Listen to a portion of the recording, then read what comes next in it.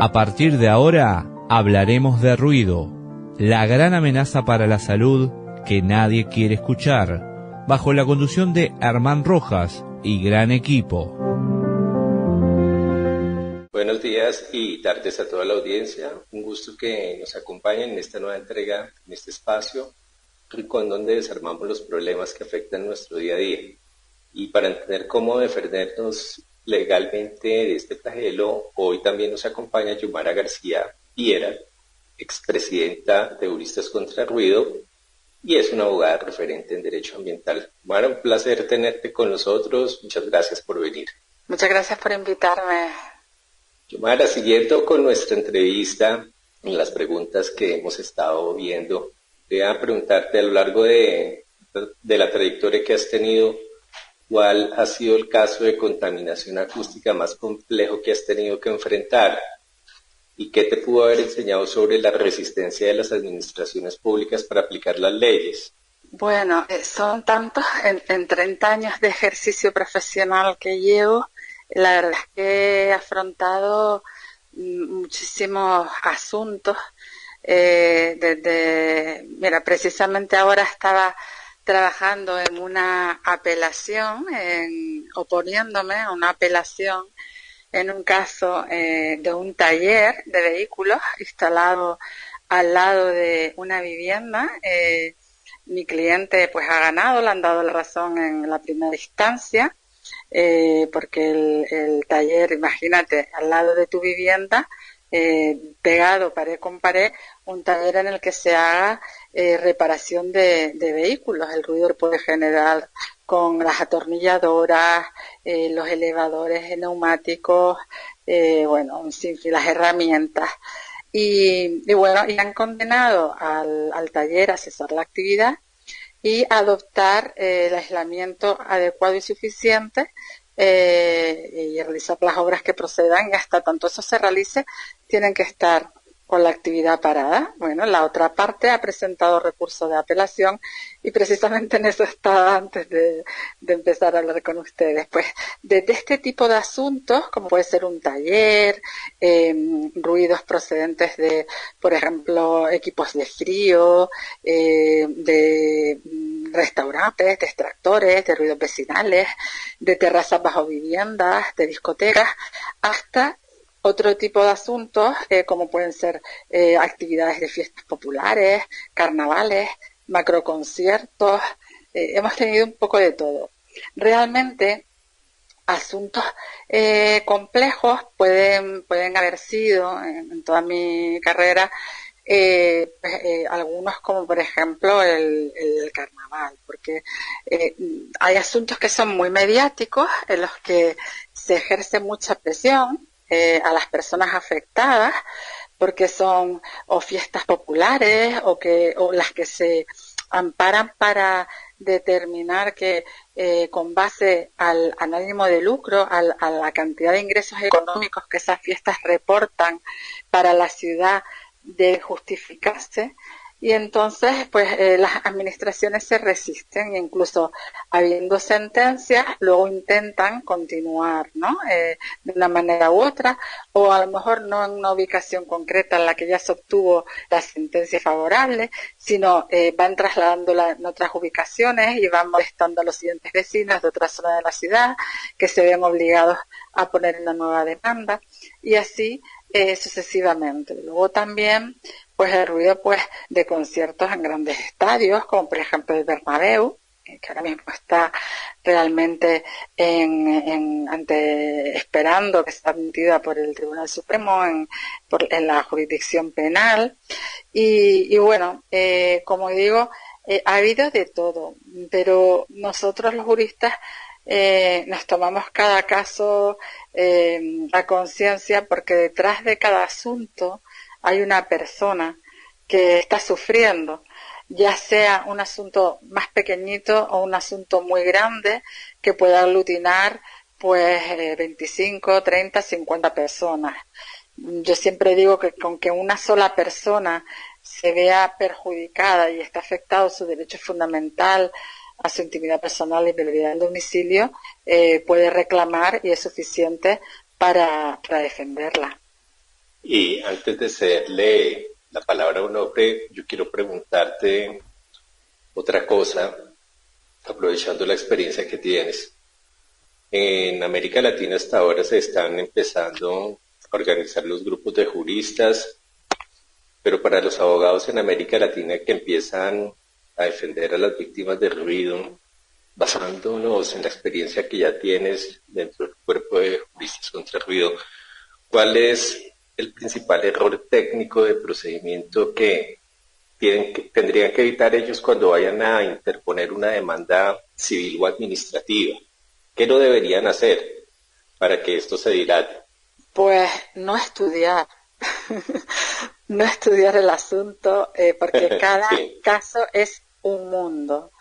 Y hay asuntos que parecen sencillos que se pueden perder por cuestiones procesales, por cometer errores de procedimiento o por no llevar la prueba suficiente. El otro día, por ejemplo, llegó al despacho un asunto que venía, digamos, rebotado de otra persona, habían presentado una demanda sin haber fundamentado jurídicamente el caso.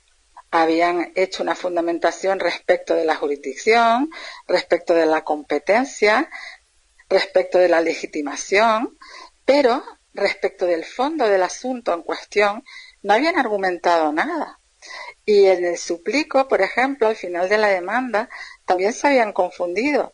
Habían denominado simplemente que se ejercitaba una acción de reclamación de cantidad, una indemnización.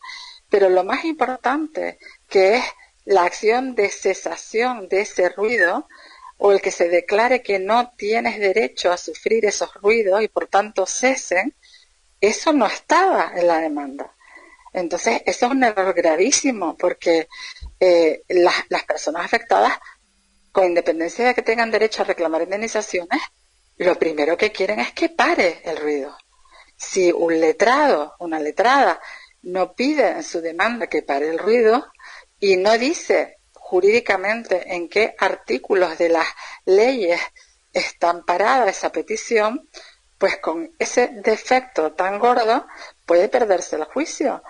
Y luego es importante decir los hechos, igual importante decir los fundamentos de derecho, las normas que te amparan, como pedir lo que quieres, y es igualmente importante probarlo, porque si no la pruebas, no te pueden dar la razón, porque la carga de la prueba la tiene quien invoca ese incumplimiento, ¿no? Quien pretende algo en el juzgado. Entonces, creo que es muy importante estudiar cada caso, recabar toda la prueba, pedirle a los clientes que te traigan la prueba, que te traigan un relato de hechos, sentarte con ellos, que te expliquen bien su historia, todo lo que han vivido, para poderlo plasmar en la demanda y luego hacer las peticiones en el juzgado. perfecto. Muchas gracias, Yomara. Onofre, adelante. El saludo Deseo que para te- ambos y para toda la audiencia. Deseo que estén muy bien. Como siempre agradezco la instancia. Bueno, estaba comentando sobre esas falencias, ¿no? Esos baches que podrían encontrarse en el ámbito jurídico, ¿no? En el caso de Uruguay, ahora muy recientemente, se constató que en una zona llamada el Velódromo, porque antes había un lugar de eventos, sobre todo deportivos así, había ruido, ¿no? Los vecinos reclamaron, lo sacaron y lo pasaron ahora a otro lugar llamado el Parque Roosevelt. Y los vecinos felizmente, antes de que ya empiecen con esos eventos, están denunciando la situación y no quieren que eso esté ahí. Y uno se pone a pensar como siempre en el tema de fondo, regularizaciones quizás un poco más centrales, que vengan desde la raíz del problema, ¿serían necesarias? Pues normalmente, como digo siempre, la normativa es mejorable, pero la norma ya existe, por lo menos aquí en España. Yo sé que en los países de los que me hablan hay que mejorar también normas, ¿no? pero lo que hay que trabajar, entiendo que desde el urbanismo y desde la planificación del territorio, desde el planeamiento, porque hay actividades que son incompatibles con el uso residencial. Entonces, quien dibuja el planeamiento entiende esta situación, no ubicará determinados usos próximos a viviendas, y de esta manera ya se resuelve con carácter preventivo el problema. Hay que tener, como digo, muy en cuenta qué usos asignamos a cada zona de la ciudad y qué modelo de ciudad queremos para que las personas puedan vivir en las ciudades y no sean expulsadas de sus viviendas por actividades que son incompatibles. Y considerando el área comercial sobre todo, ¿se podría atacar un poco más sobre ese lado? Por ejemplo, empezando a prohibir la venta de esos equipos tan poderosos a cualquier persona. Bueno, al final ahí estás chocando un poco con el libre comercio. Si es que no se trata del equipo, se trata del uso que le das al equipo. Entonces, evidentemente, si tú instalas un equipo de este tipo en una zona que está debidamente aislada, no tendría que dar problemas, ¿no? Es como si prohibiéramos un coche porque hay gente que bebe alcohol y lo coge, o va a 200 kilómetros por hora por una carretera de 30. No se trata de prohibir el vehículo, sino de educar, sancionar a quien usa mal ese vehículo, prohibir el uso del vehículo a la persona reincidente, que sabemos que lo usa mal o no tiene permiso de circulación para usar ese vehículo. Pues aquí lo mismo. Si realmente usan estos equipos y no tienen licencias para la actividad que desarrollan, o se exceden de los límites, o los usan en zonas residenciales, pues eso es lo que hay que atacar, entiendo yo. Claro, sí, yo me refería a ese aspecto, al tema de la licencia y bueno, pedir por lo menos un certificado de conocimiento de sonido Sí, para la las persona. licencias de todas maneras no son títulos para contaminar. Aquí ya lo viene diciendo el Defensor del Pueblo desde el año 2007. Por ejemplo, en un caso que hubo del ruido de la actividad RACE, el circuito del Jarama, de vehículos de carrera, y decía el Defensor del Pueblo que cuando no existe medida correctora efectiva, dada la proximidad de ese circuito a las viviendas y la topografía del terreno, que la solución tiene que hacer el desaparecer el ruido y no las viviendas. Y si la actividad del circuito es molestia y la residencial no, pues la ley no permite que esa actividad continúe, y que la ley precisamente lo que prevé es lo contrario, es decir, que lo que hay que detener es esa actividad, y que una licencia o una autorización no ampara la vulneración de los límites de contaminación, porque una autorización no es un permiso para poder contaminar. Entonces, cuando las actividades dicen continuamente, tenemos permiso, tenemos licencia, eso no significa absolutamente nada en un proceso judicial. Tener un permiso no te da permiso, valga la redundancia, para poder hacer lo que quieras y superar los límites acústicos. Claro, se entiende perfectamente lo que está comentando. Ahora, sería importante quizás la formación, además cívica, para los funcionarios, sobre todo, tanto policía, funcionarios públicos, etcétera. Sí, es fundamental. Tanto la policía como los funcionarios de las administraciones, como incluso, ya te digo, en las universidades, en los colegios, hay que formarse en este tema, porque muchas veces llegan incluso las informes periciales y no saben interpretarlos, o la policía va a medir y no sabe cómo medir, y luego en un proceso judicial te pueden anular esas mediciones porque no están bien hechas, porque no se ha presentado un certificado de verificación del sonómetro o del calibrador, ¿vale? O por múltiples defectos, ¿no?, en esos informes. Y luego es muy importante hacer campañas de sensibilización y de concienciación al público en general, para que sepa que tienen derechos, que no están locos, que no son tiquismiquis, que no son hipersensibles, ni personas histéricas o antisociales, sino que tienen derecho a reclamar. Cuando uno ya conoce sus derechos, puede ejercerlos, y eso es importante. Y también es importante que sepamos que como ciudadanos podemos ser también contaminadores. Entonces tienen que educar a la población y concienciar de que pueden ser contaminadores y deben no serlo y adoptar las medidas necesarias para no contaminar, porque al final, ¿verdad que a nadie le gustaría que yo, por ejemplo, le echara el humo a la cara a otra persona, ¿verdad? O pues con el ruido pasa lo mismo. Lo que pasa es que como el ruido no se ve, entendemos que no hace daño. Pero si informamos a la población del daño tan grave que ocasiona el ruido, a lo mejor todos empiezan a preocuparse un poquito por sufrirlo. Se entiende Por no perfectamente. normalizarlo. Una consulta que le hago, para mí al menos importante. ¿Los procesos para efectuar las denuncias tienen ciertos plazos? Después no se puede reclamar sobre algo que pasó hace mucho tiempo. ¿Cómo puede ser eso? Claro, normalmente hay unos plazos que son de prescripción, que se llaman, que es que cuando ha pasado determinado tiempo y tú no reclamas, ya no puedes reclamar.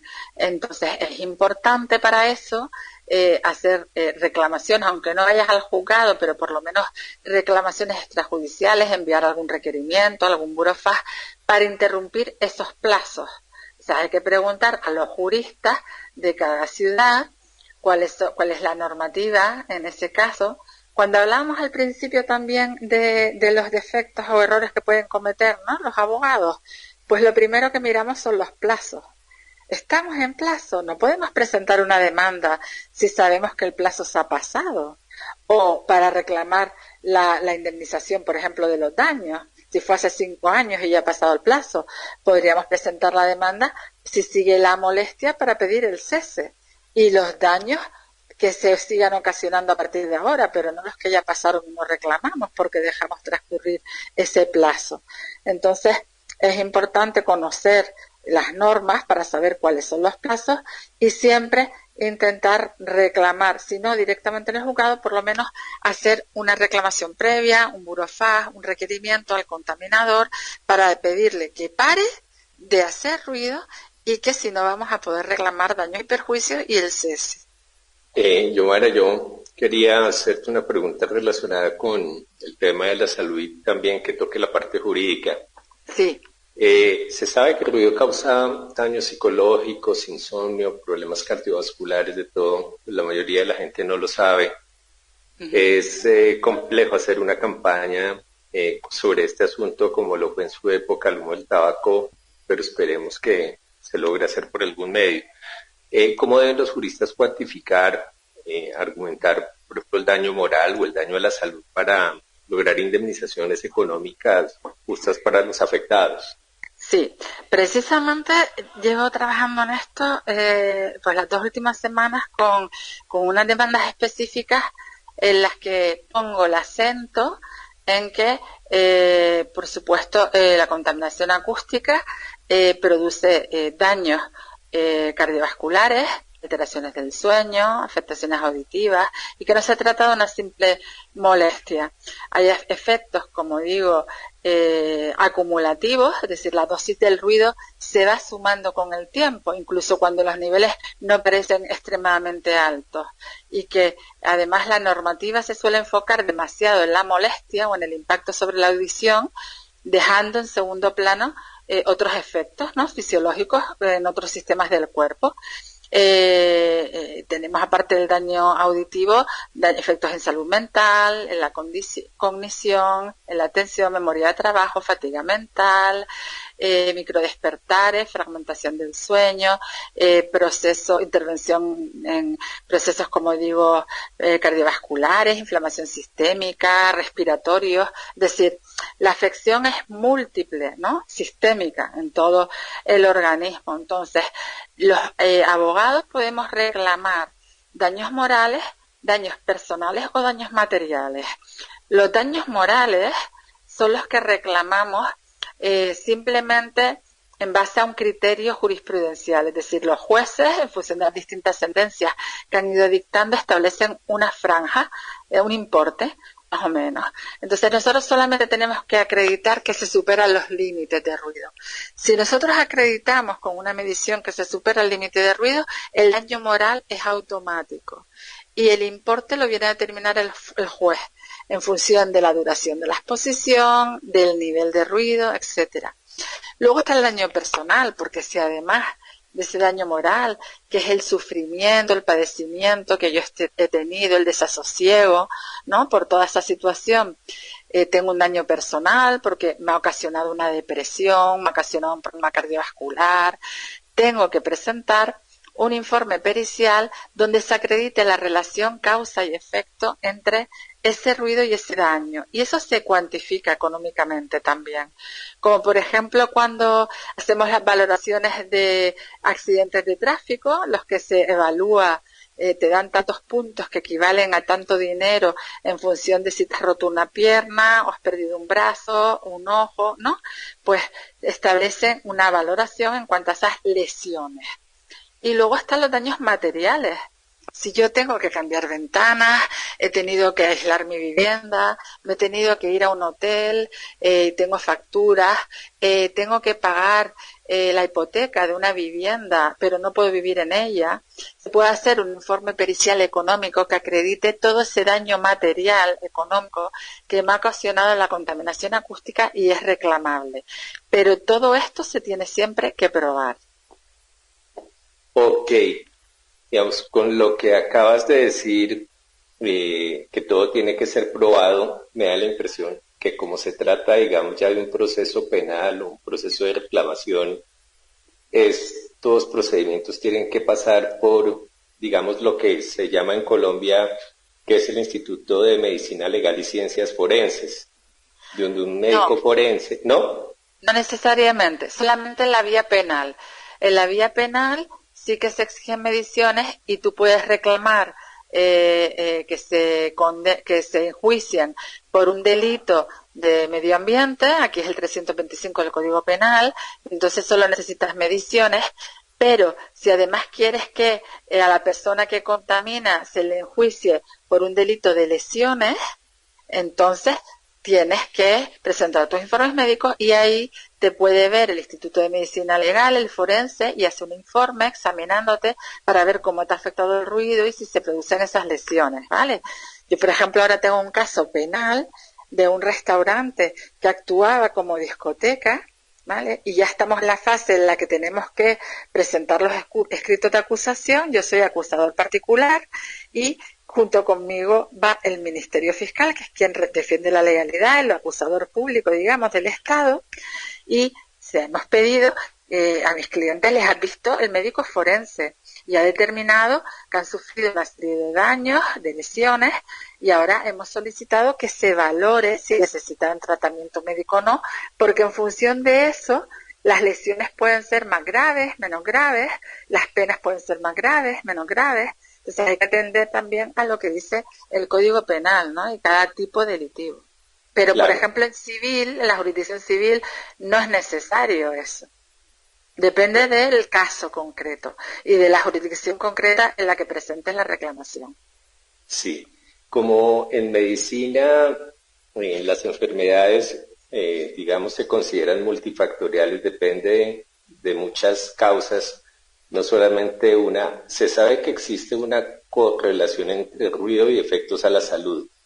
Sí. ¿Cómo debería un médico particular que recibe en una consulta, un psiquiatra, un cardiólogo, ante un vecino, un establecimiento que se queja, cómo debería ser el certificado médico para que pueda tener valor? O sea, ¿cómo ponerle? Sí, es importante que también los médicos estén especializados, porque hay muchos médicos que ignoran todo lo que es el tema de la contaminación acústica, ¿no? Y sus afecciones. Entonces, a mí me ha pasado, por ejemplo, con psiquiatras, que, bueno, he ido trabajando más con ellos y cada vez se van especializando, van buscando más bibliografía. Hay mucha bibliografía al respecto. La Organización Mundial de la Salud ya te lo dice, ¿no? Hay distintos informes y luego también hay evidencia clarísima sobre los efectos del ruido y la cuantificación del coste del ruido, o por ejemplo, evidencias científicas sobre la contaminación acústica y el impacto en los niños, o en la perturbación del sueño, en el tinnitus, o como molestia. Y toda esa información es buena que los especialistas, los médicos, la incorporen en sus informes. Yo, por ejemplo, les suelo indicar a los peritos con los que trabajo distinta bibliografía que pueden consultar para que la refieran en sus informes. Pues como digo, desde el Environmental Noise Guidelines de Europa, por ejemplo, del 2018, que es cuando específicamente la Organización Mundial de la Salud empieza a tratar el ocio, ¿vale?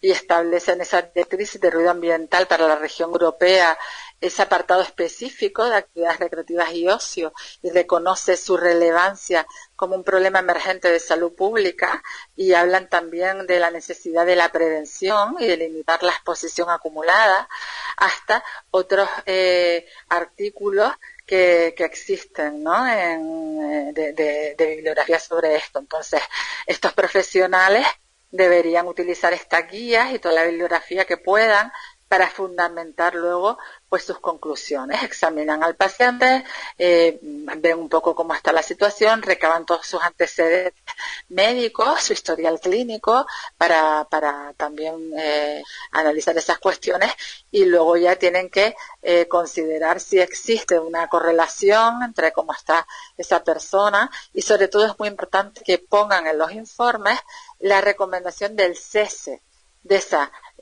inmisiones, de esos ruidos, para la recuperación del paciente y para que no agrave su situación, porque como digo, los efectos son acumulativos, y a veces los límites legales incluso no equivalen necesariamente a niveles seguros, ¿no? Y tendremos que contemplar también umbrales preventivos y de emergencia más alineados con criterios sanitarios. Y luego es importante considerar también las poblaciones vulnerables, es decir, la contaminación acústica tiene un impacto especial en niños o en personas mayores, en pacientes hospitalarios, en personas con trastornos psicóticos, del espectro autista, déficit visual, trabajadores expuestos, déficit auditivo.